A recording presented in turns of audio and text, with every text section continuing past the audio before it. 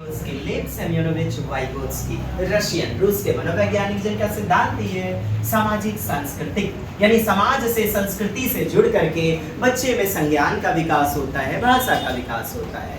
ये जो सोसाइटी है यह उपकरण है, ये जो कल्चर है यही एक उपकरण है, मशीन है, एक औजार है बच्चे के लिए। सीखना कैसी प्रक्रिया है वाइगोत्स्की के अनुसार? आप कहेंगे सामाजिक प्रक्रिया। Learning is a social process. ज्ञान सामाजिक संदर्भ के माध्यम से अर्जित होता है। कैसा? Social interaction. यानी भाषा सोच का माध्यम है। कैसा माध्यम है? सोच का, चिंतनशीलता का। इस लाइन से क्या स्पष्ट हुआ? प्रश्नों में पूछा गया है। आप कहेंगे जी कि भाषा पहले आती है, विचार बाद में। Language is a tool of thought. Language proceeds thought. 0 से 2 वर्ष तक कहते हैं ना वाइगोत्स्की, फिर कहते हैं 2 वर्ष के बाद दोनों ही साथ साथ चलते हैं, पैरेलल, समानांतर। अधिगम एक कैसी प्रक्रिया है, कैसा उपकरण है? आप कहेंगे सामाजिक। जी, सोशल टूल्स अर्थात समाज, माता पिता, परिवार, शिक्षक, दोस्त, समकक्ष, यही तो भाषा सिखाते हैं और भाषा के माध्यम से संज्ञान का विकास होता है, कॉग्निशन का डेवलपमेंट होता है। वाइगोत्स्की ने कहा कि सीखना, लर्निंग समाज के भीतर और दूसरों के साथ जुड़ करके संवाद के द्वारा, कम्युनिकेशन के द्वारा संभव हो पाता है। वाइगोत्स्की कहते हैं बच्चा जब बड़ों और साथियों के साथ अंतःक्रिया करता है, संपर्क करता है, तब उसमें हायर ऑर्डर थिंकिंग स्किल विकसित होते हैं, उच्च स्तरीय चिंतन विकसित होती है। वाइगोत्स्की ने विकास को कैसा? जैविक पियाजे ने माना था और सामाजिक किसने माना? आप कहेंगे वाइगोत्स्की ने। जोन ऑफ प्रॉक्सिमल डेवलपमेंट, आइए समझते हैं। ZPD फुल फॉर्म याद कर लीजिएगा, निकटस्थ विकास का क्षेत्र। समझिए, जोन ऑफ प्रॉक्सिमल डेवलपमेंट, समीपस्थ विकास का क्षेत्र। देखिए, ये है क्षेत्र जो बच्चा खुद से कर सकता है, यानी खुद से हम जो भी कुछ कर सकते हैं, कलम पकड़ लिए खुद से। अब माता पिता ने हमें अच्छे से अ आ क ख लिखना सिखा दिया, ये हो गया पोटेंशियल डेवलपमेंट। अब हमने खुद से पेंसिल पकड़ा और समकक्ष के मदद से क ख लिखना सीख लिया, बेहतर कलम चलाना सीखा। इन दोनों के मदद से हमें जो कौशल डेवलप हुआ, बेहतरीन ज्ञान का विकास हुआ, उसी खाली क्षेत्र को, इन दोनों से उत्पन्न खाली क्षेत्र, भविष्य का बेहतरीन कौशल ZPD कहलाता है, जो कि परमानेंट होता है। और यही है आपका स्कैफोल्डिंग, ढांचा निर्माण, पाढ़ निर्माण, दूसरों की मदद। कैसी? अस्थायी मदद। एक एक करके गुत्थियों को सुलझाते हैं। निकटस्थ विकास का क्षेत्र वह मानसिक स्थान है, यानी कि मानसिक रूप से हम कौशल ज्ञान प्राप्त करते हैं।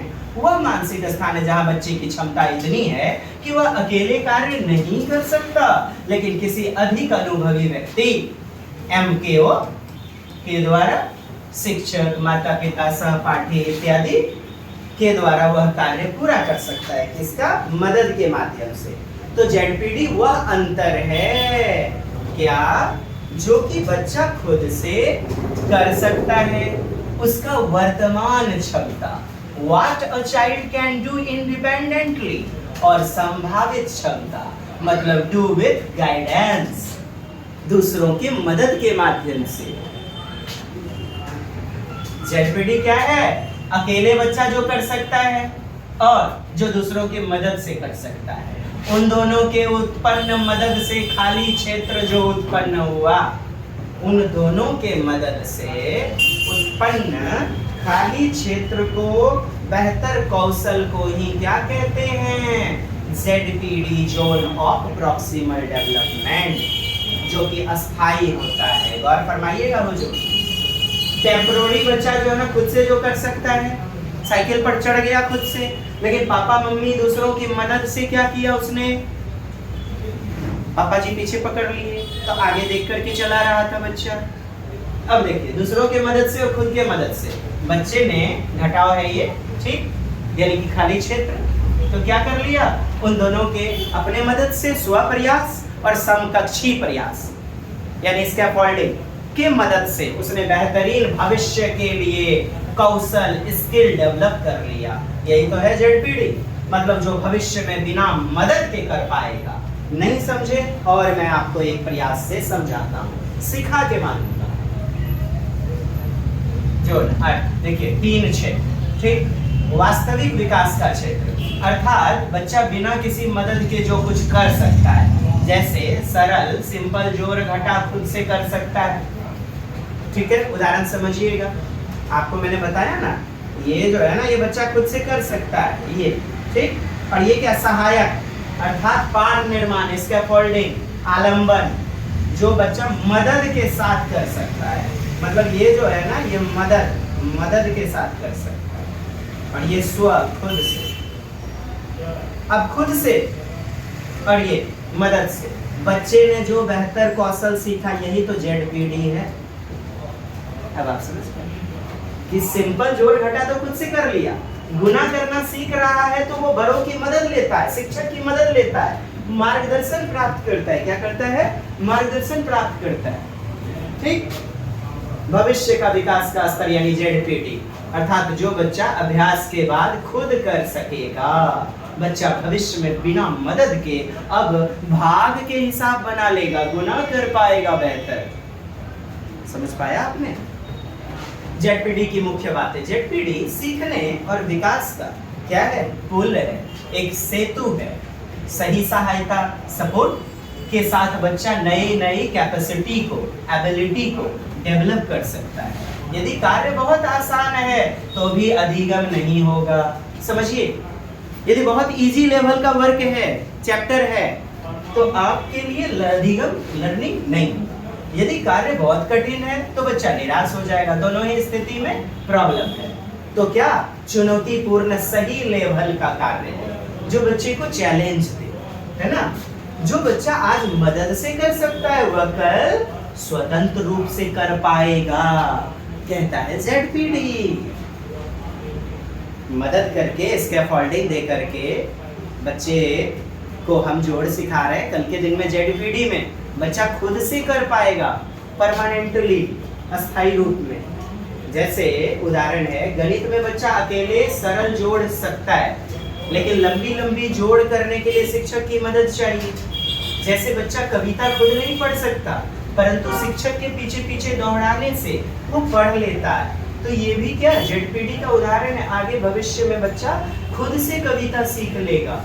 आइए, इसी के अंदर मैंने बताया ना, समकक्षी प्रयास यानी स्कैफोल्डिंग, आधारभूत सहायता, मचान निर्माण, जिसे हम क्या कहते हैं, स्कैफोल्डिंग, आलंबन, पाड़ निर्माण, ढांचा निर्माण। नीचे इसके कई सारे नाम हैं जो एग्जाम में पूछे जाते हैं।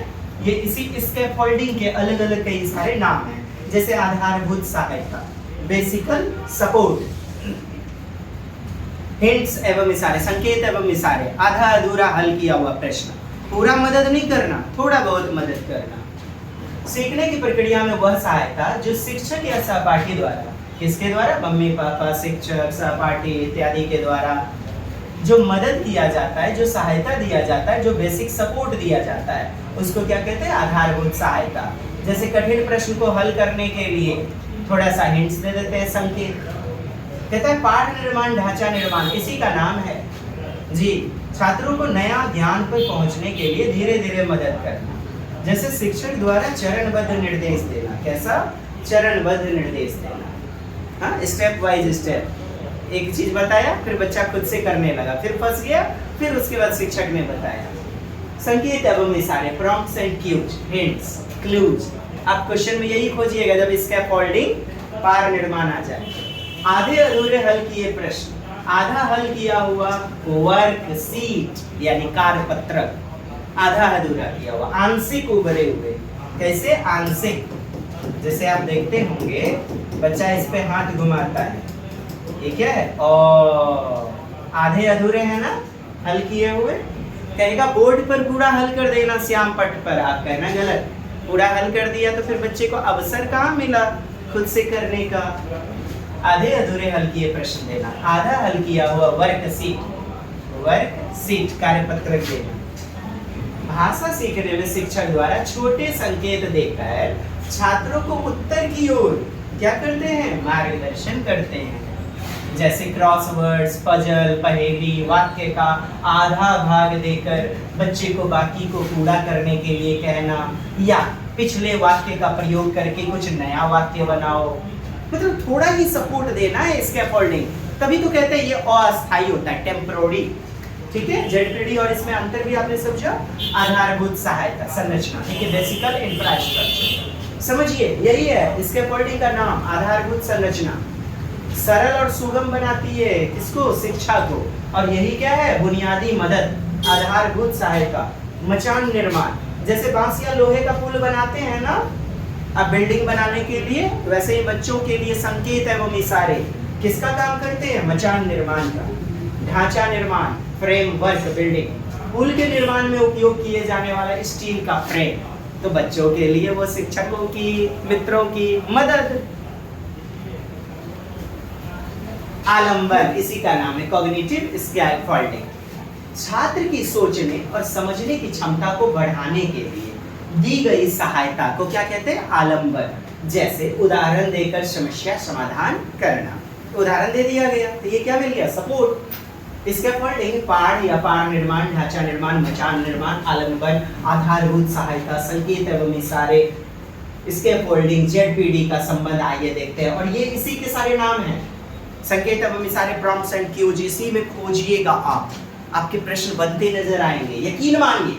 आज का वीडियो आपके लिए काफी बेहतरीन और सार्थक हो सकता है यदि आपने पूरा देख लिया। अतः शेयर करें, ज्यादा से ज्यादा सब्सक्राइब करें, कमेंट्स करें। If you are not understanding